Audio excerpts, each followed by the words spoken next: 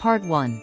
The beginning of a forbidden love. The princess and the poor boy. In a peaceful kingdom surrounded by thick forests and towering mountains, there lived a beautiful princess named Simbi. She was the daughter of the king and queen, and everything in her life was grand: royal palaces, golden necklaces, and delicious feasts every evening. Yet, despite all the riches and luxuries around her, Simbi's heart felt empty. She longed for something different, something that no one could give her within the palace walls. One day, while wandering through the market, Simbi noticed a boy standing near a small stall selling fruits. His name was Ali, and he wasn't like the other boys from the royal court. Ali was from a poor family, living in a small village on the edge of the kingdom.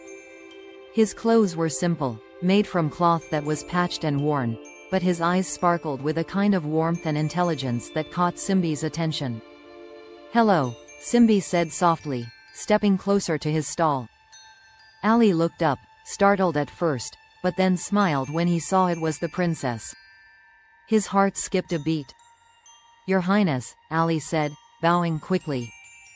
"How can I help you today?" Simbi smiled back. "I've never seen anyone like you here in the market. What's your name?" "I am Ali, Your Highness," he answered, his voice quiet but strong. "I come here to help my mother sell fruit." Simbi was fascinated by his kindness and how he spoke so confidently, despite his simple clothes. She didn't like the royal life anymore, too many rules, too many eyes watching her. She longed for something real. A friendship. A connection. And Ali seemed to be just the kind of person she wanted to talk to. From that day on, Simbi found excuses to visit Ali every time she went to the market. She would sneak away from the palace guards and pretend to be a commoner, just to have a chat with him. They would talk about the simplest things, how the sun felt on their faces, the colors of the sunset, and how beautiful the world could be if only people didn't care so much about riches. The more Simbi and Ali talked, the more they began to care for each other. Simbi was drawn to Ali's gentle heart, and Ali was charmed by her beauty and intelligence. But deep down, they both knew that their love was forbidden. A princess could never marry a poor boy like Ali. Not in a kingdom where the class divide was so strong. The secret meetings. As days passed, Simbi and Ali's secret meetings became more frequent. They would meet in the quiet garden of the palace, where the flowers bloomed brightly in the sunshine. Sometimes, they would meet near the village fountain, where Ali would bring her fruit, and they would sit together under the shade of a tree, laughing and talking for hours. But no matter how much they enjoyed each other's company, Simbi could never forget the fact that her parents, the king and queen, would never approve of her being with someone like Ali. They had already arranged a marriage for her with a prince from a distant land. The thought of marrying someone she didn't love made Simbi's heart ache. One evening, as she sat alone in her royal chambers, Simbi looked out the window at the kingdom below. The castle's tall towers stretched into the sky, but Simbi felt more alone than ever. It was then that she made a decision. "I can't live this way," she whispered to herself. "I can't marry someone I don't love." The next time she saw Ali, her heart was full of longing. "Ali," she said, her voice filled with determination, "I have to be with you. But my parents will never allow it. We cannot keep sneaking around like this forever." Ali's eyes widened. He had known this moment would come, but he was not prepared for it. "Simbi, you are a princess. I am just a poor boy. You deserve better than someone like me." Simbi shook her head. "No, Ali, you are everything I want. If my parents won't allow us to be together, then we must find another way." The elopement planned. Simbi and Ali met in secret late that night, under the cover of darkness. The moonlight barely reached the ground as they sat in the palace gardens, their words spoken in hushed tones. "I've been thinking," Simbi said, her eyes filled with courage. "There is no future for us here in the kingdom, not the way things are. I will leave. I'll leave the palace, my royal life behind, and run away with you, Ali. We'll go to another city, a place where no one knows us." Ali looked at her in shock. But what about your parents? What will they think?" "They will be angry," Simbi replied, her voice steady. But I can't live my life for them. I have to live for myself, for us. Ali's heart was torn. He loved Simbi more than anything, but the thought of taking her away from everything she knew scared him. The royal life, the comforts of the palace, all the luxuries. Would Simbi truly be happy living like he did? But when he looked into Simbi's eyes, he knew there was no turning back. I will go with you, he said. Wherever you go, I will follow. And so, they made a plan. The next night, they would slip away from the palace and head toward the distant city of Kumba, a place where no one knew them. Simbi would disguise herself as a commoner, and Ali would help her along the way. Together, they would find a new life, far away from the eyes of the kingdom. They escaped the night they decided to escape. The stars twinkled in the sky, and the moon was hidden behind dark clouds. Simbi and Ali met at the edge of the palace gardens, where the thick bushes provided cover from the palace guards. Simbi had packed a small bag with only the essentials, a few clothes, some money, and a map of the kingdom. I'm ready, she whispered, her heart pounding in her chest. Are you? Ali nodded. Let's go. Together, they slipped past the palace walls and into the darkened streets of the kingdom. They moved swiftly, avoiding the guards, their hearts racing with excitement and fear. The city was asleep, unaware that the princess was running away with a poor boy. After a long night of traveling through the dark forests and dusty roads, they reached the edge of the kingdom, where the city of Kumba awaited them. But just as they thought they were safe, a voice called out from the shadows.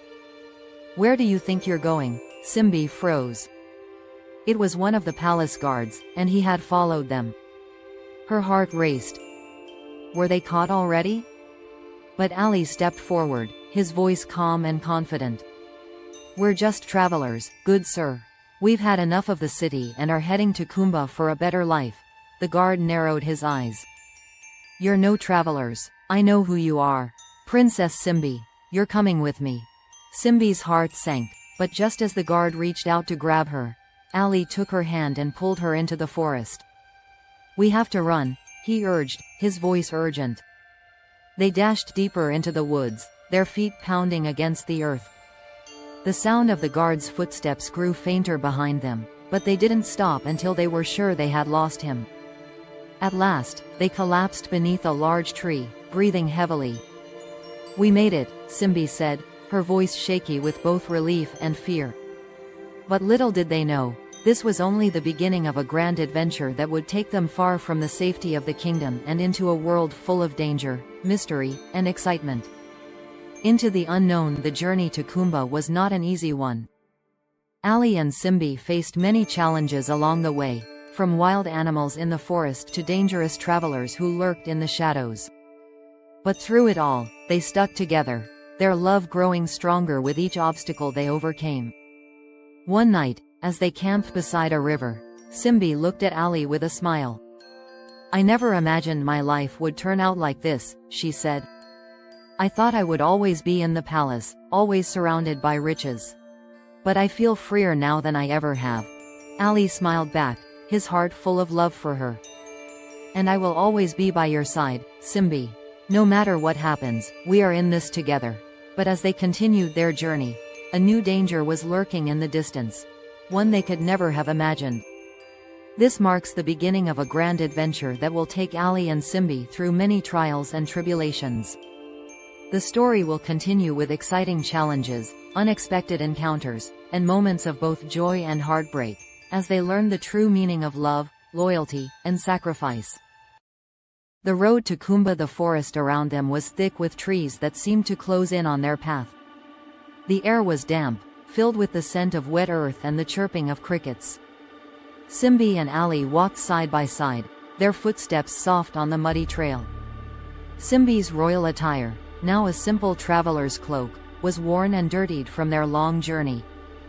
Her face was smudged with dust, and her hair, once neatly arranged, now hung loosely around her shoulders. Despite the hardships they faced, Simbi was more content than she had ever been. There was something liberating about walking away from the rigid expectations of royalty, from the cold, lonely palace that had once been her world. Here, in the wild, With Ali by her side, she felt free. She was finally her true self. Ali, too, was beginning to feel a sense of peace. Although their journey was hard, he had never imagined that one day he would be running alongside a princess, let alone one that he loved. His heart, though heavy with worry for their safety, swelled with pride and affection for Simbi. She was brave, kind, and, most of all, she was his. The days passed in a blur of travel and fleeting moments of rest. They had no map, just the rough directions they had memorized, and their path was often unclear. At times, they found shelter in small villages, always careful to avoid recognition. Simbi knew that if anyone found out who she was, they would never be left alone. But as they neared the city of Kumba, their journey took a turn. The roads became rougher, the landscapes more barren. The sun beat down on them, and the air was thick with the dust of the dry land. Simbi's feet ached from walking, and her throat was dry, but Ali never let her see his own discomfort.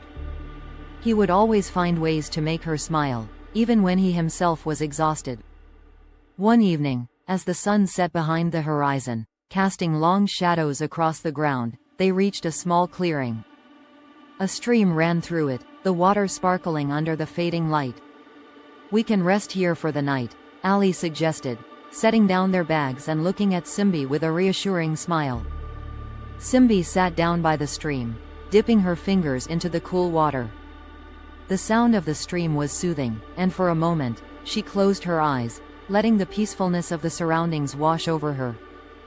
"This place is beautiful," Simbi said softly. "It's so different from the palace."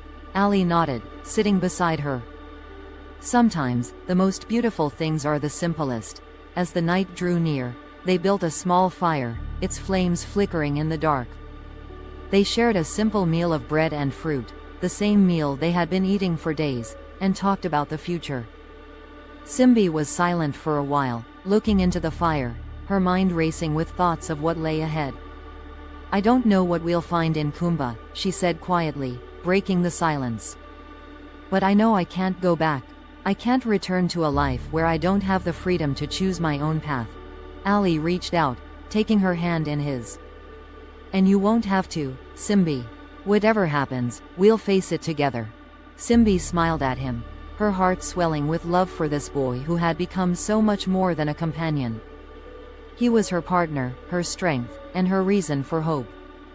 In the quiet of the night, with the fire crackling between them, they shared a moment of peace.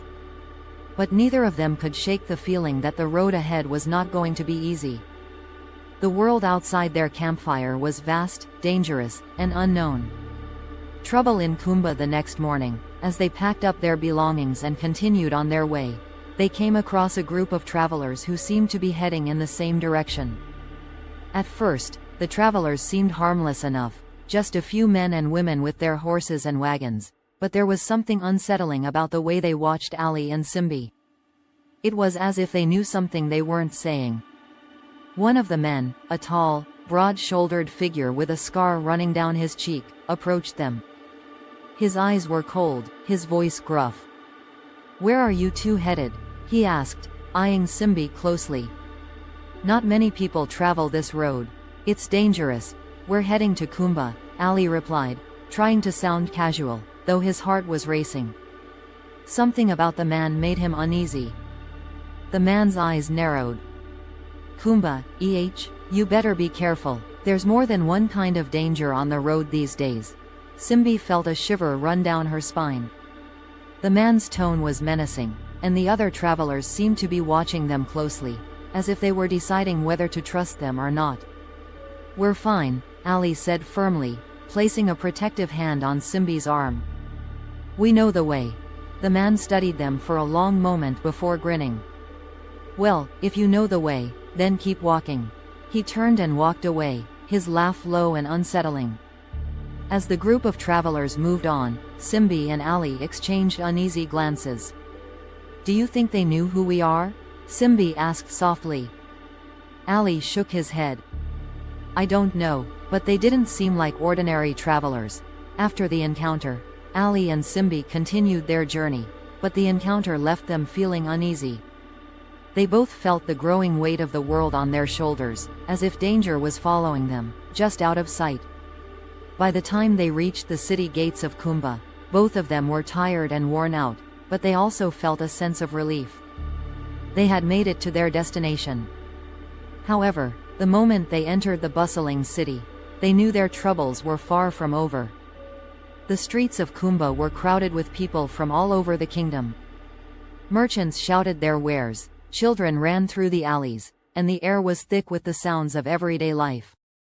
But as Simbi and Ali walked deeper into the city, they felt the eyes of strangers on them.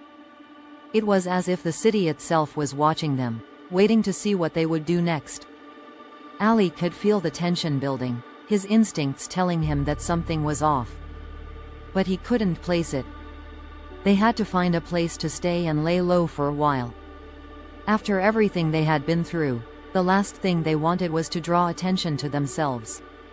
They finally found a small inn on the edge of the city, where they were able to get a room for the night. But as they sat down to rest, Simbi's mind raced. She knew that no matter how far they ran, they could never truly escape the life she had left behind. Her parents would be searching for her, and they would never stop until they found her. "Ali," she whispered, her voice shaking. "I'm scared. What if they find us?" Ali reached over, taking her hand gently. "We won't let them. We'll keep moving, keep going until we find a place where we can be free. Together." Simbi nodded, but the worry in her heart wouldn't go away. The road ahead was uncertain, and danger was never far away. The letter the next day, while Simbi and Ali explored the city, a letter arrived at the inn. It was sealed with the royal insignia, and the moment Simbi saw it, her heart dropped. She knew it was from her parents. The letter had probably been sent ahead, tracking her every movement. With trembling hands, Simbi opened the letter, her eyes scanning the words written in elegant script. "To Princess Simbi, if you are reading this letter, then you have made your choice. You have chosen to abandon your royal life, to run away with a boy of no status. We know where you are. Your actions have shamed your family, and you will return to the palace immediately. If you do not, you will face the consequences. Come back. It's not too late to change your mind. With all the power of the kingdom behind you, your parents, the king and queen." Simbi's heart pounded in her chest. She wanted to throw the letter away, but the words kept echoing in her mind. Return? The consequences? What would they do to her if she didn't come back? Ali looked at her, his face filled with concern. "What does it say?" Simbi's voice was barely a whisper as she read the letter aloud. When she finished, she looked up at him, her eyes filled with a mix of fear and determination. "They'll come for us, Ali. And I don't know what to do next." Ali squeezed her hand. "We keep going, Simbi. We fight for our future." And so, with the shadow of the royal family hanging over them, they began to realize that their journey was far from over. They had only just begun. The story continues, and Ali and Simbi's adventure becomes even more complex and filled with unexpected twists.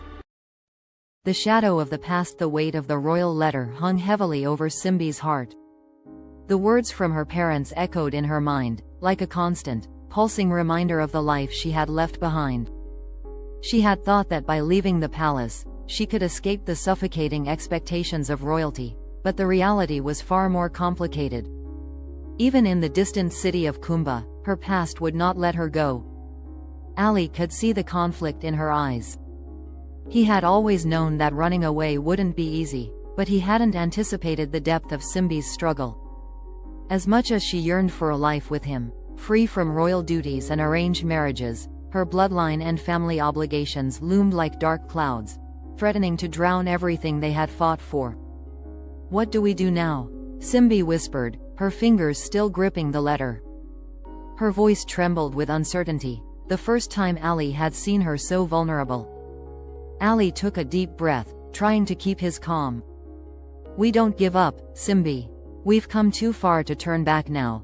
But even as he spoke the words, doubt crept into his mind. He didn't know what dangers they might face, or how far the royal family would go to bring her back. They had always been powerful, and if they truly intended to send forces after her, there was no telling what could happen. We need to lay low for a while, Ali continued. We should avoid the busy parts of the city and find a place where no one knows us. We'll think this through, come up with a plan. Simbi nodded slowly, her thoughts whirling like a storm inside her. But how long can we hide, Ali? How long can we live like this? Ali didn't have an answer. The truth was, he wasn't sure. But he knew that as long as Simbi was by his side, they would face whatever came their way together. They decided to keep moving, to stay out of sight for the time being. The city of Kumba was large, and it was easy to blend in if they were careful. They began to search for a quieter part of town, away from the royal spies and any potential threats. After several hours of walking through narrow alleyways and marketplaces, they found a small, modest inn near the outskirts of the city. It wasn't much, but it would serve as a temporary refuge. The innkeeper, a kind woman with gray hair and gentle eyes, gave them a wary glance but accepted them without question. She seemed to recognize the weariness in Simbi's eyes, and without asking too many questions, she showed them to a small room at the back of the building. The room was simple, just a bed, a small table, and a window that looked out over the dusty streets, but it felt like a sanctuary to Simbi and Ali. They collapsed onto the bed, both too exhausted to speak at first. As night fell and the sounds of the city grew distant, Simbi and Ali lay together, the weight of their uncertain future pressing down on them. I've been thinking, Simbi said quietly after a long silence. Maybe we should leave Kumba. Maybe we should go farther. To a place where no one knows us. Start fresh, start over. Ali turned his head to look at her. You really think we can just escape everything, Simbi? What if they find us there too? Simbi sighed, her fingers tracing the edge of the blanket. I don't know, Ali. But I can't live my whole life looking over my shoulder. I need to be free. You deserve to be free too. I don't care about freedom, Ali said softly, his hand finding hers. I care about you. Simbi's heart swelled at his words. He had always been there for her, ever since they met in the market. In the midst of all the confusion, the fear, and the uncertainty, Ali had never wavered in his love and loyalty to her. He had always chosen her, even when it meant sacrificing his own safety and comfort.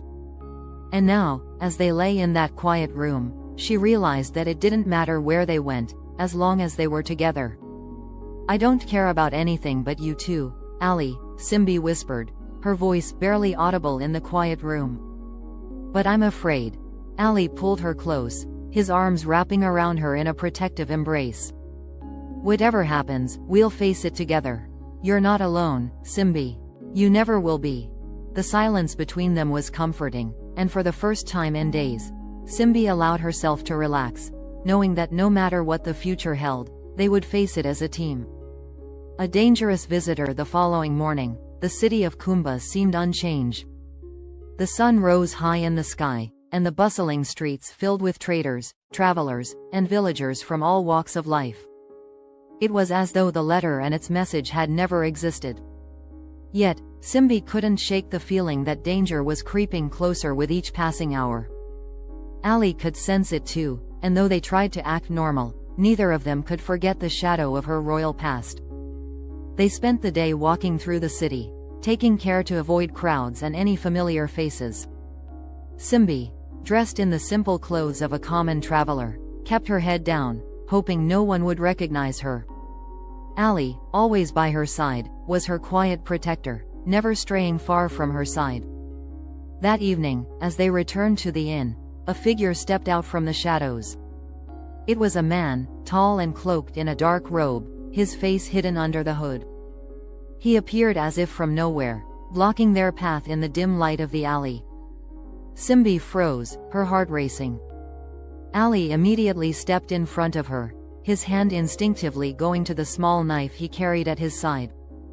The man's movements were slow but deliberate, his presence unsettling. You're a long way from home, Your Highness, the man said in a deep, cold voice. Simbi's breath caught in her throat. The man knew who she was. How do you know who I am? Ali demanded, his voice firm but tense.